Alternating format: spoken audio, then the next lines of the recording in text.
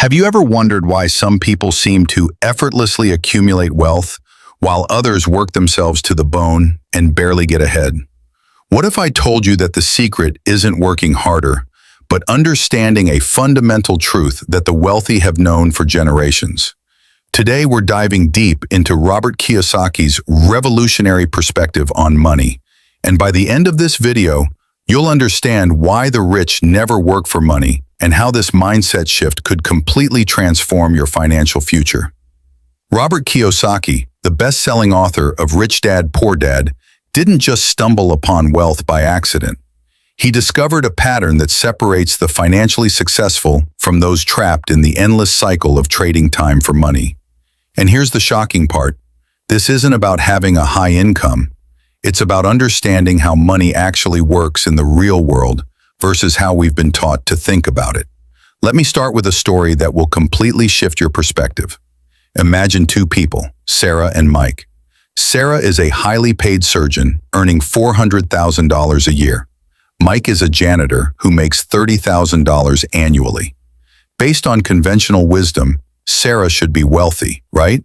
But here's the twist. After 20 years, Mike has built a real estate portfolio worth $2 million, while Sarah, despite her massive income, is still living paycheck to paycheck, drowning in debt from her expensive lifestyle and student loans. How is this possible? The answer lies in understanding what Kiyosaki calls the fundamental difference between working for money and having money work for you. Sarah, despite her impressive salary, is still trading her time for money. She's trapped in what Kiyosaki identifies as the rat race. Mike, on the other hand, understood early on that true wealth comes from acquiring assets that generate income without his direct involvement. This brings us to Kiyosaki's first hard truth about wealth. The poor and middle class work for money, but the rich have money work for them. This isn't just a catchy phrase. It's a complete paradigm shift in how you approach your financial life. When you work for money, you're essentially renting out your time and energy, but there's a finite amount of both, which means your earning potential has a ceiling. The wealthy understand this limitation and instead focus on creating systems and acquiring assets that generate income independently of their personal time investment. But what exactly does it mean to have money work for you? Kiyosaki breaks this down into a simple yet profound concept: the difference between assets and liabilities. An asset puts money in your pocket, while a liability takes money out of your pocket. Sounds simple, right? But here's where most people get confused and where the educational system has failed us miserably. Your house, the one you live in, is not an asset, it's a liability. I know this might sound shocking, but think about it. Your house requires mortgage payments, property taxes, insurance, maintenance, and utilities. It's constantly taking money out of your pocket. Yes, it might appreciate in value over time, but until you sell it, it's not generating income for you. In fact, it's doing the opposite. A rental property, on the other hand, is an asset because it generates monthly rental income that exceeds your expenses. Stocks that pay dividends are assets. A business that runs without your constant involvement is an asset. The key distinction is cash flow. Assets generate positive cash flow, while liabilities create negative cash flow. This fundamental misunderstanding about assets and liabilities keeps millions of people trapped in financial mediocrity. They think they're building wealth by buying bigger houses, fancier cars, and more expensive gadgets, when in reality they're accumulating liabilities that drain their financial resources and keep them dependent on their jobs. Kiyosaki's second hard truth about wealth is even more controversial. The educational system is designed to create employees, not entrepreneurs or investors. Think about it. From kindergarten through college, we're taught to follow instructions, avoid mistakes, and seek security through employment. We're conditioned to believe that getting good grades leads to a good job, which leads to financial security. But this industrial-age thinking is completely obsolete in today's economy. The wealthy don't rely on job security because they understand that true security comes from financial education and the ability to create multiple income streams. They know that depending on a single employer, no matter how stable it seems, is actually the riskiest financial strategy of all. Companies downsize, industries become obsolete, and economic recessions happen.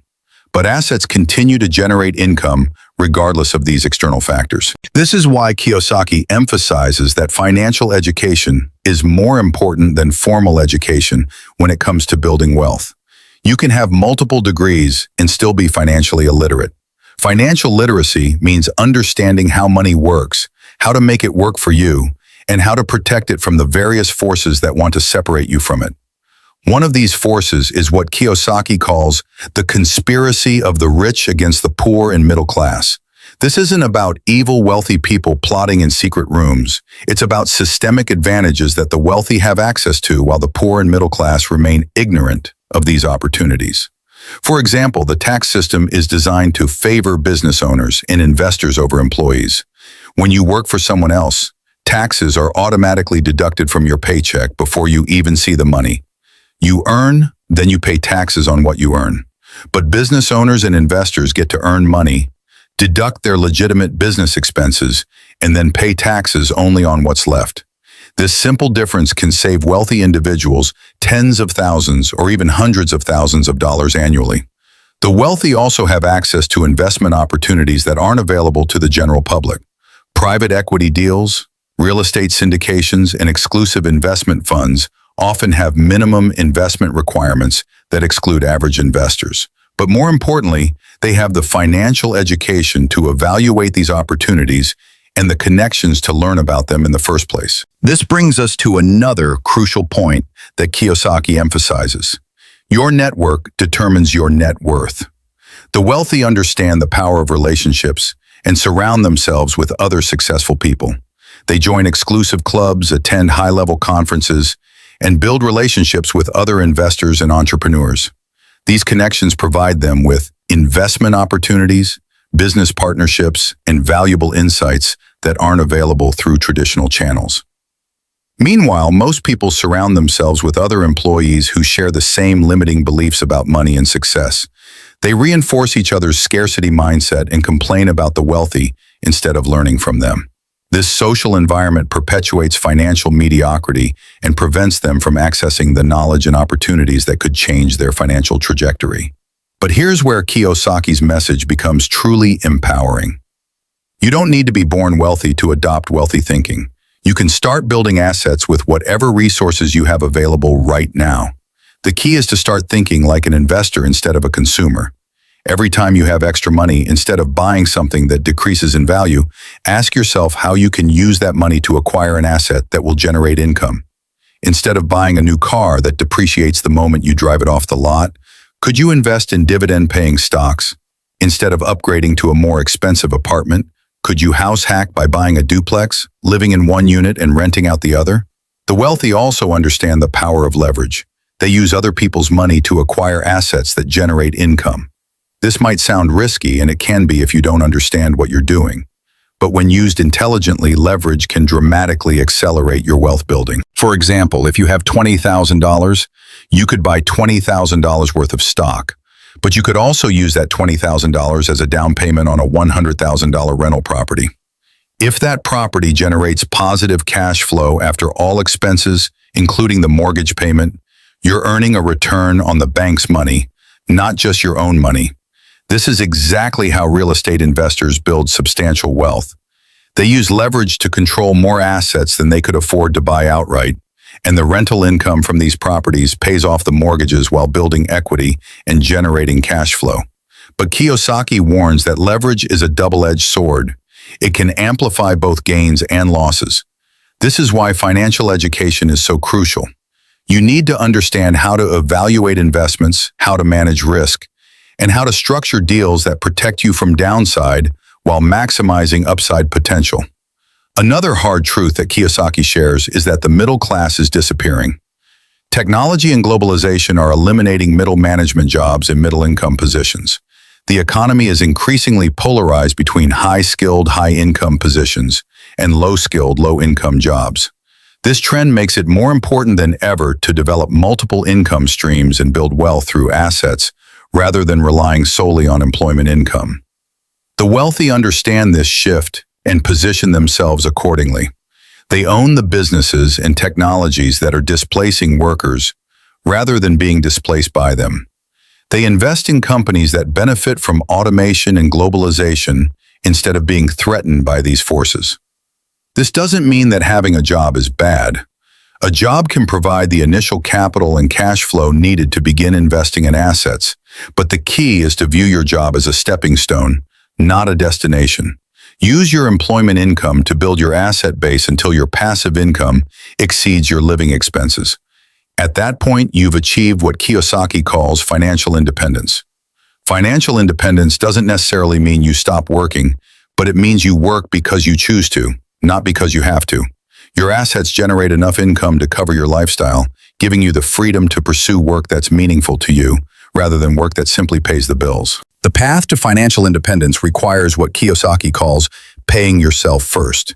This means that before you pay any bills or expenses, you set aside money for investing in assets.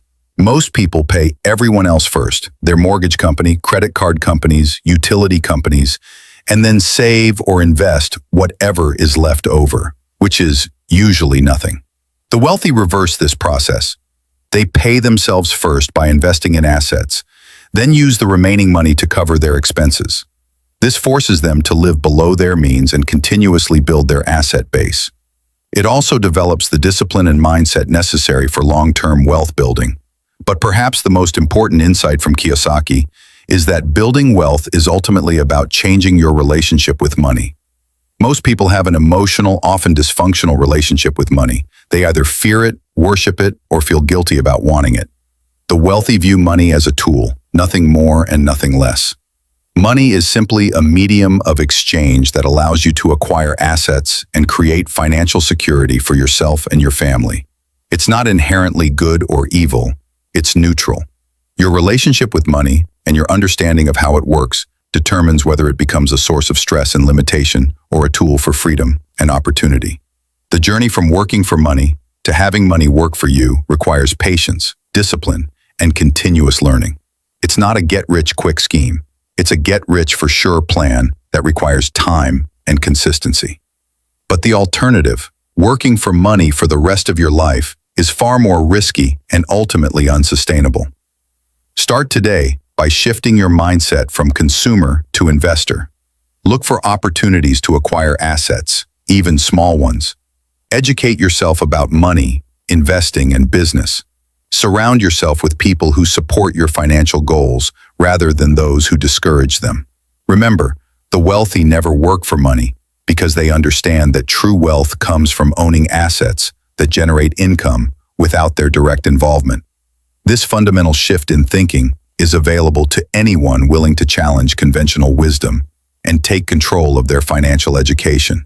Your financial future depends not on how much money you make, but on how much money you keep and how effectively you can make that money work for you. The choice is yours. Will you continue working for money, or will you start making money work for you?